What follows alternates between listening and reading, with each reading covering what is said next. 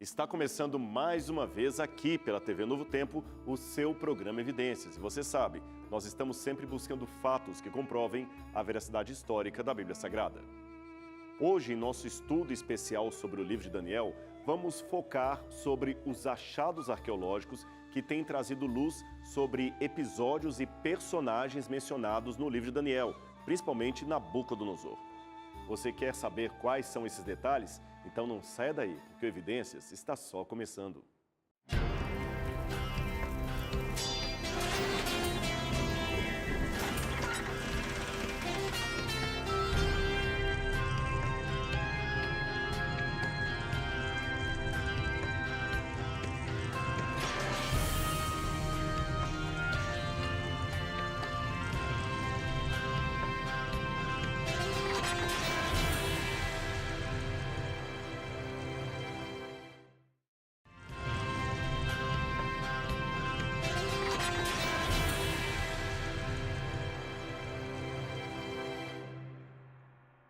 Estamos de volta com o programa Evidências e se você ainda não pediu, não solicitou o seu guia de estudos especial, aqui está a sua oportunidade.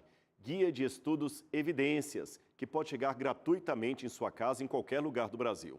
Basta para isso pedi-lo através do telefone 0 operadora 12 21 27 3121 ou no site biblia.com.br. Você também pode, através da câmera do seu celular, colocar aí no QR Code que aparece na sua tela e você preenche o cadastro e o Evidências chega aí na sua casa, tá bem? Bom, começando o nosso assunto de hoje, eu poderia dizer que Daniel é um daqueles livros complexos que não somente chamam a nossa atenção, como também desafiam a nossa lógica, a nossa inteligência. Não dá para simplesmente pregar sobre Daniel enquanto você estuda Daniel. É primeiro necessário que você debruce sobre as páginas da Bíblia, dê atenção aos símbolos do livro, à trama do livro e deixe que o mesmo Espírito Santo, que inspirou o profeta, se apodere de você para iluminá-lo a fim de entender exatamente o significado daquelas palavras que foram escritas há séculos no passado. Daniel é, enfim, um dos livros mais disputados da Bíblia hebraica. Para a maioria dos teólogos conservadores, o livro de Daniel oferece relatos historicamente confiáveis sobre Daniel e seus amigos na corte do rei da Babilônia. Ele também traz profecias genuínas, com detalhes impressionantes, muitos deles já cumpridos na história, outros ainda por cumprir. Já para estudiosos da ala liberal ou críticos, Daniel seria apenas uma obra de ficção com muitos erros históricos e profecias que só são cumpridas após o fato, isto é, escritas após os eventos supostamente preditos. Nos programas anteriores, eu já argumentei a exaustão acerca de algumas críticas levantadas sobre a historicidade do livro de Daniel, mas ainda assim é difícil encontrar pessoas argumentando que pouco importa teologicamente se o livro de Daniel é história ou ficção. Eles não entendem que a história do livro e a realidade dela têm relação direta com suas profecias. A história ou parábola do bom samaritano, argumentam eles, permanece teologicamente verdadeira e moralmente válida, independente de ter sido ou não um fato histórico na realidade. Portanto, alguns dizem que a mensagem teológica de Daniel seria da mesma forma que as parábolas de Jesus, que o cunho moral delas permanece independente se os fatos ali aconteceram ou não, como na parábola que eu acabei de ilustrar.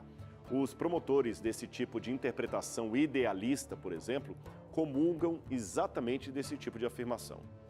O problema, permitam-me insistir, é que se o livro de Daniel é uma parábola, o seu gênero já começa a dar problemas, porque a narrativa que ele apresenta, especialmente no capítulo 1 até o capítulo 6, é de natureza histórica. E também do capítulo 7 até o 12, você tem um evento de natureza autobiográfico. Ambas as porções do livro contêm profecias preditivas. Então, na minha opinião sincera, a rejeição da historicidade e da natureza profética genuína de Daniel seria a própria destruição da teologia do livro. Eu vou explicar para você o que eu quero dizer. Se Deus, de fato, salvou Daniel e seus amigos da morte ali durante o decreto de Nabucodonosor, isto pode ser uma prova de que os crentes deveriam ter confiança no Deus que pode salvá-los. Agora, se Daniel é apenas uma novela, um livro fictício, então aquele evento não prova nada. Além disso, se Daniel é um personagem que nunca existiu, que nunca escreveu nada sobre o futuro ou sobre o abominável da desolação, isto implicaria em dizer que Jesus se equivocou ao afirmar que Daniel falou sobre isto. Você pode ler em Mateus capítulo 24, verso 15. Uma conclusão, é claro, com implicações cristológicas muito perigosas. Perigosas, pelo menos, para teólogos que, apesar de se dizerem liberais, ainda se proclamam cristãos, ou seja, pessoas que professam a fé em Cristo Jesus, mas que chegam a conclusões que tenderiam a corrigir, imagine só, o próprio dito de Jesus. Por outro lado, no entanto, se as profecias de Daniel são históricas, se elas são reais, bem como a história que ele apresenta, então aquelas profecias estariam entre as predições mais detalhadas que nós temos na Bíblia, demonstrando de maneira assim clara que Deus tem realmente conhecimento prévio do futuro e pode revelá-los às suas criaturas. Isso também ilustra o caráter sobrenatural da profecia bíblica, que é diferente de uma chutologia, se eu posso dizer assim. O livro de Daniel começa com um tom histórico. Eu vou ler para você aqui. Daniel capítulo 1, versículo 1 diz assim: No terceiro ano do reinado de Jeoaquim, rei de Judá, Nabucodonosor, rei da Babilônia, veio a Jerusalém e a sitiou. E o Senhor entregou Jeoaquim, rei de Judá, nas suas mãos e também alguns dos utensílios da casa de Deus. Ele levou os utensílios para o templo do seu Deus, na terra de Sinear, e os colocou na casa do tesouro do seu Deus. Daniel capítulo 1, versículos 1 e 2. Como você vê, esta aqui é uma nota histórica, contando o primeiro ataque militar de Nabucodonosor sobre Jerusalém e as consequências que vieram disso. Mas, para entender o contexto desse episódio que eu acabei de ler, é preciso voltar no tempo e explicar outros acontecimentos prévios para você.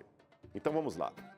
O ataque mencionado em Daniel capítulo 1, versículo 1, aconteceu em 605 a.C., No quarto programa dessa série, eu dei as razões históricas dessa data, que também a forma que nós podemos responder a alguns críticos que duvidam da sua historicidade. Aliás, se você não assistiu esse e os demais programas, compensa assisti-los de novo ali no YouTube, no canal do Evidências NT. Vamos continuar. 117 anos antes do ataque de Nabucodonosor a Jerusalém, os assírios tinham invadido o norte e deram fim às 10 de 12 tribos de Israel. O outro reino do sul foi poupado, mas ficou como um vassalo do Império Neo-Assírio. É que 8 anos depois de ter invadido Israel, que seria o reino do norte, a Assíria invadiu também Judá. Essa história está em 2 Reis, capítulo 18, verso 13. O rei assírio Sinaqueribe exigiu do rei judeu Ezequias um tributo de 30 talentos de ouro e 300 talentos de prata. A Bíblia diz que esse tributo foi pago. Mesmo assim, Sinaqueribe insistiu que a capital de Judá, Jerusalém, também se rendesse incondicionalmente a ele. Foi assim que os habitantes de Judá ficaram reféns da Assíria, tendo de pagar pesados tributos anuais, ano após ano, apenas para não serem invadidos, como aconteceu com o norte. Como você deve saber, segundo a Bíblia, os israelitas ou hebreus descendiam de um só progenitor. Eu estou falando de Jacó, que por sua vez era filho de Isaque e neto de Abraão. Jacó teve 12 filhos, cada qual dando origem a uma tribo. Ao enfrentar um anjo numa luta descomunal, Jacó foi rebatizado com o nome de Israel, que em hebraico significa o homem que lutou com Deus.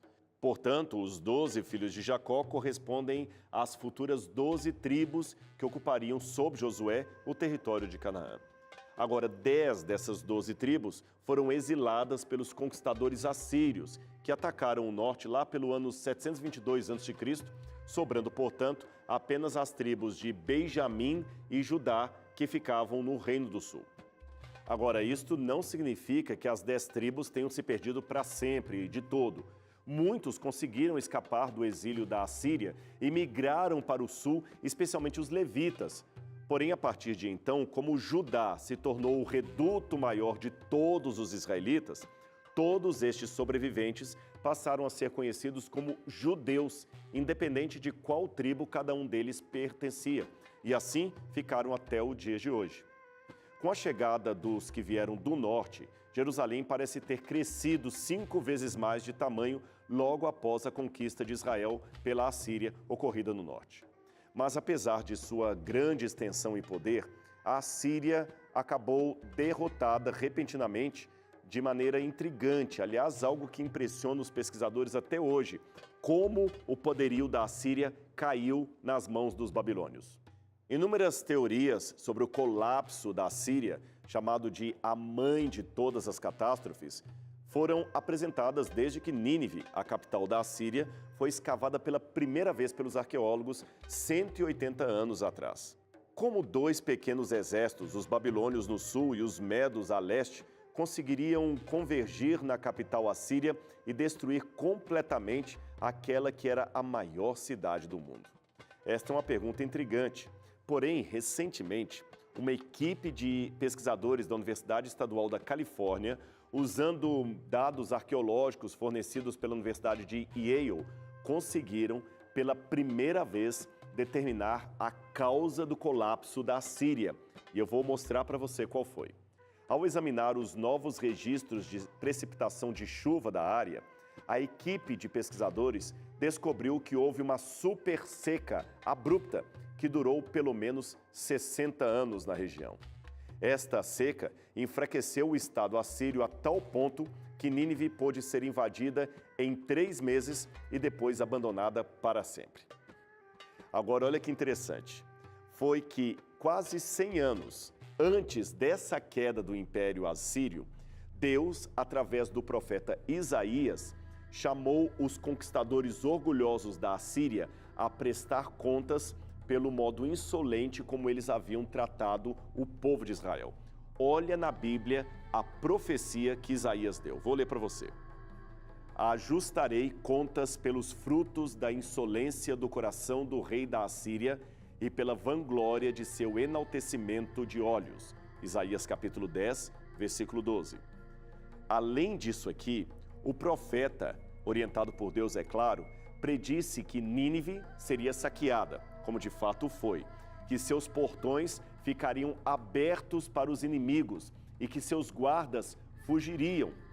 Por fim, o profeta Sofonias, numa outra profecia, escreveu que a cidade se tornaria seca como um deserto, exatamente como as descobertas recentes acabaram revelando.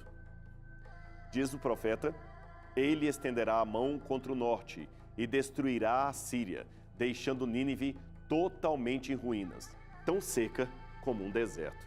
Sofonias capítulo 2, versículo 13. Percebeu? É Deus sabendo o futuro. Essa profecia da destruição de Nínive acabou se cumprindo ao pé da letra em 612 a.C. Aliás, foi nesse ano que Nínive foi derrotada pelas forças combinadas dos babilônios e dos medos, trazendo um fim humilhante à soberba do antigo e poderoso Império Assírio. Uma crônica babilônica sobre esse acontecimento diz que os conquistadores levaram o grande despojo da cidade e do templo e transformaram Nínive num montão de ruínas. Hoje, o lugar desolado onde ficava a antiga Nínive é marcado por uma pilha de ruínas à margem leste do rio Tigre e do outro lado da cidade de Mossul, no atual Iraque. A formação do Segundo Império Babilônico ocorreu no mesmo ano da queda de Nínive, isto após os caldeus terem derrotado os assírios. Aí a Babilônia passou a ser, desta vez, dominada pelos caldeus. Com a morte do rei assírio Assurbanipal, o governante da Babilônia, Nabopolassar, reafirmou aliança com os povos medos e persas e concretizou a derrota definitiva da Assíria. Embora o Segundo Império Babilônico tenha perdurado por menos de um século, o filho de Nabopolassar, Nabucodonosor, transformou a cidade da Babilônia num verdadeiro centro cultural e arquitetônico e dominou a cidade de Jerusalém, aprisionando o rei e vários nobres que foram levados para a cidade da Babilônia. Fato esse que ficou conhecido na história bíblica como o cativeiro da Babilônia. Foi nesse cativeiro que os judeus foram dominados pelo rei da Babilônia.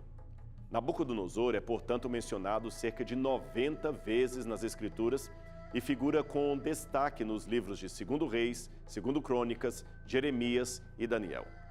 Em Jeremias capítulo 4, verso 7, ele é chamado de destruidor das nações, uma descrição adequada, pois a história registra que Nabucodonosor estendeu o seu império por meio de conquistas que se estendiam desde o Golfo Pérsico até o Mar Mediterrâneo.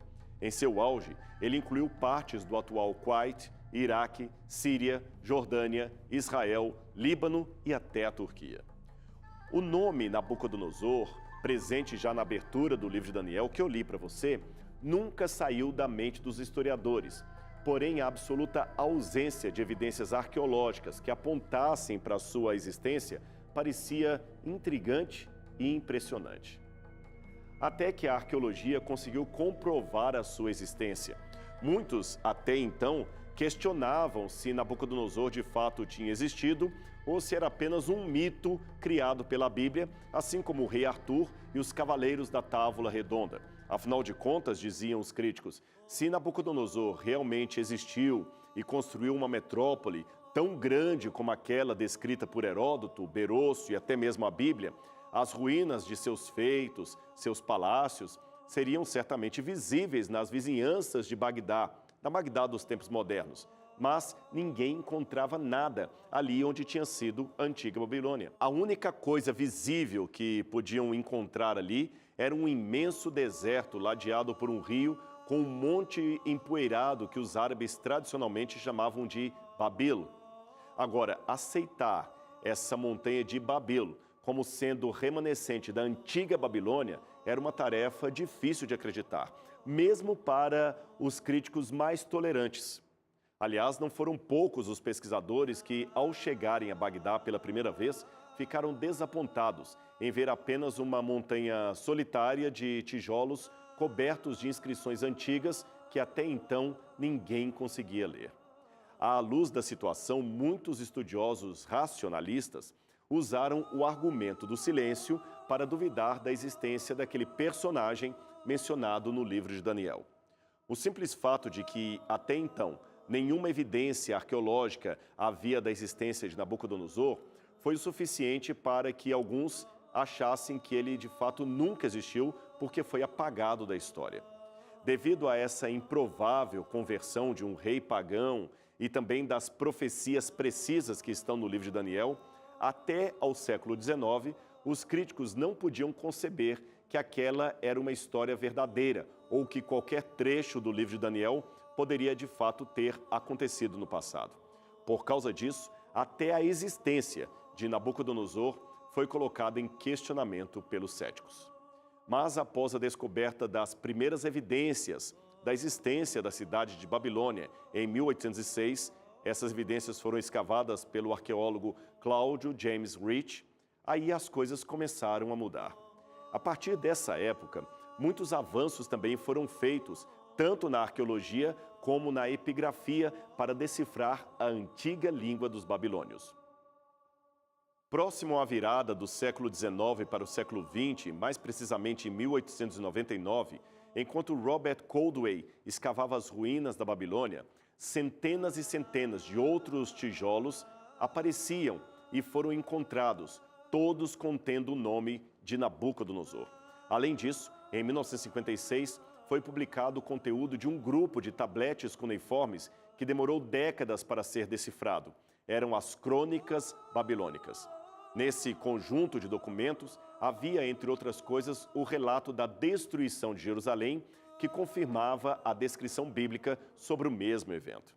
Aliás, eu mesmo já contei algumas vezes, numa palestra ou até mesmo no programa Evidências, mas não custa repetir, o privilégio que eu mesmo tive de encontrar, localizar aqui no Brasil e traduzir uma dessas inscrições originais contendo o nome de Nabucodonosor. Essa inscrição você pode visitar hoje no MAB, o Museu de Arqueologia Bíblica do UNASP, Campus Engenheiro Coelho, São Paulo.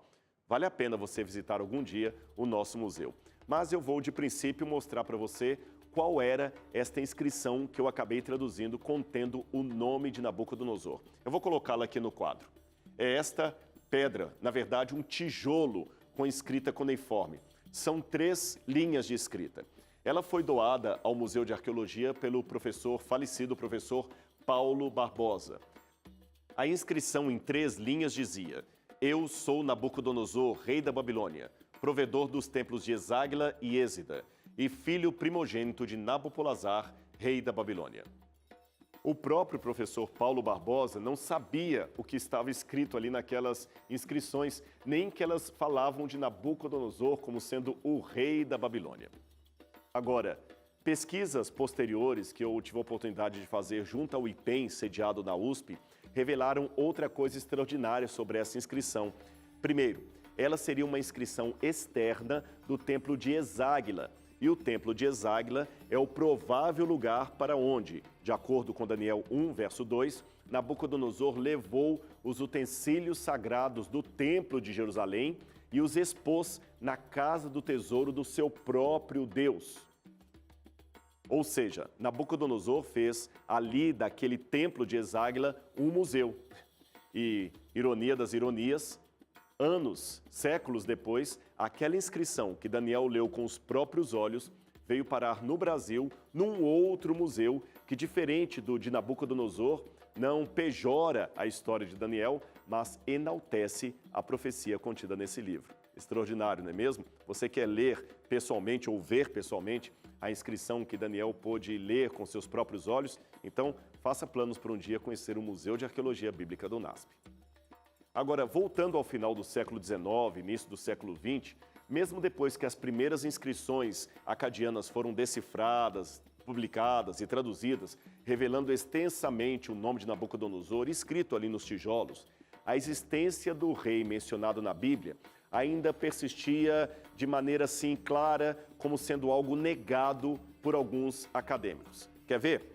Vamos de novo para a tela. Esse que eu vou mostrar para vocês aqui é o professor Ernest Renan, um brilhante professor de hebraico, porém crítico ferrenho da historicidade da Bíblia. Já idoso, ele iniciou uma série de análises sobre a história do povo de Israel, sempre com o intuito de desmentir a historicidade do relato bíblico.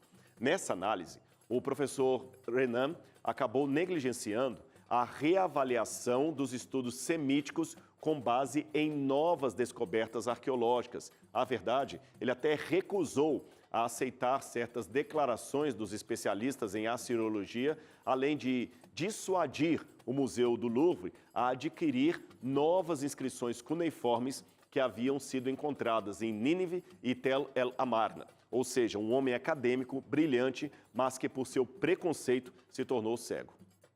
Porém, contrariando a proposta desse cético, numerosos tijolos com o nome de Nabucodonosor começavam a chegar dia após dia para serem armazenados na reserva técnica de vários museus ao longo da história. E esses tijolos demonstravam não apenas que Nabucodonosor realmente existiu, afinal ele gostava de ter o seu nome perpetuado em tudo que fazia, como ele tinha um caráter exatamente idêntico àquele descrito na Bíblia Sagrada. As inscrições encontradas revelaram que as primeiras cidades que os caldeus tomaram após a derrota dos assírios foram as cidades de Assur e Nínive, cidade que tinha a maior biblioteca da antiguidade. As conquistas realizadas pela expansão territorial babilônica também fizeram com que Nabucodonosor adquirisse imensas riquezas, o que possibilitou a realização de grandiosas obras arquitetônicas, como, por exemplo, o Templo do Entemanach e os Jardins Suspensos da Babilônia. Nabucodonosor estava muito preocupado em criar uma cidade esplendorosa e também em ostentar o seu poderio, característica, aliás, que é apresentada em Daniel capítulo 4, versículo 30, que eu vou ler agora aqui para você. Não é esta a grande Babilônia que construí como a real residência pelo meu grande poder para a glória de minha majestade? Percebeu? A cidade de Babilônia tem uma história que remonta à antiguidade. No entanto, o livro de Daniel, ali no livro de Daniel, Nabucodonosor é citado como alegando ser ele mesmo que construiu a Babilônia como residência real para si, fruto do seu orgulhoso império.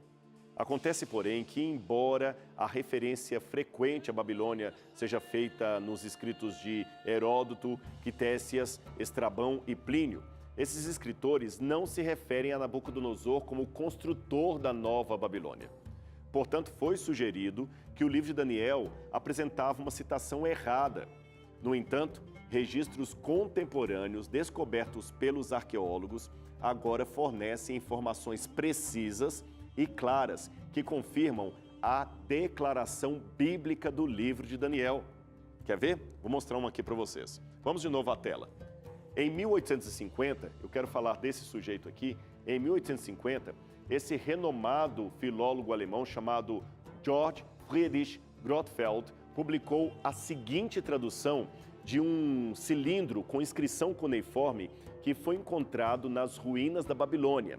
Nesse cilindro, em escrita cuneiforme acadiana, estava esta citação aqui. Então eu, Nabucodonosor, construí o palácio, a sede da minha realeza, o vínculo da raça dos homens, a morada de alegria e regozijo. Como você pode ver, o tablete confirmava a versão bíblica e não de Heródoto. E esse achado foi muito importante e ele não foi o único. Numerosos outros cilindros de base de argila também descrevem a grandeza de Nabucodonosor como construtor e arquiteto pessoal da antiga Babilônia. Antigos reis da Mesopotâmia já tinham o costume de encomendar cilindros de argila como estes para serem escritos com escrita cuneiforme, descrevendo a sua dedicação a uma construção exuberante, ou então enterravam esses cilindros como pedra fundamental nas estruturas de prédios que estavam sendo erguidos ou restaurados.